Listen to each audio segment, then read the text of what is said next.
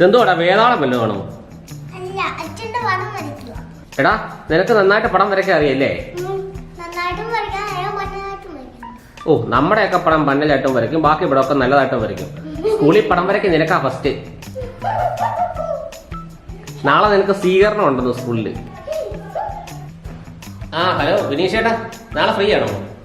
Free ആണ് ഇവിടെ വരെ വരണേ. ഇവിടെ കൊച്ചിന്റെ സ്കൂളിൽ ഒരു പരിപാടിയുണ്ട്. കൊച്ചിന് പടം വരയ്ക്കൊരു ഫസ്റ്റ് കിട്ടിയായിരുന്നു, അതിന്റെ ഒരു സ്വീകരണമുണ്ട്.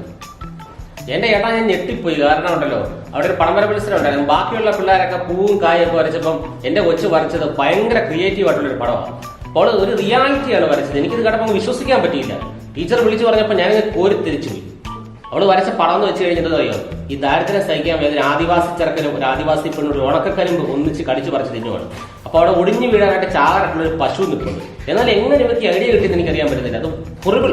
ടീച്ചറൊക്കെ പറഞ്ഞ് ഞെട്ടിപ്പോ അവരൊക്കെ ഭയങ്കരമായിട്ട് ഞെട്ടിയിരിക്കുകയാണ്. നാളെ സ്വീകരണം കൊടുക്കുന്നുണ്ടെന്നാണ് പറഞ്ഞത്. ഇപ്പൊ രാവിലെ വരണം കേട്ടോ, 10 മണിക്ക്. ഇവിടെ ഇങ്ങനൊരു പടം വരയ്ക്കാൻ നിനക്ക് എങ്ങനെയാണ് ഐഡിയ കിട്ടിയത്? ഇവിടെ ഇരുന്ന പടം നോക്കി വരച്ചു. ഏത് പടം?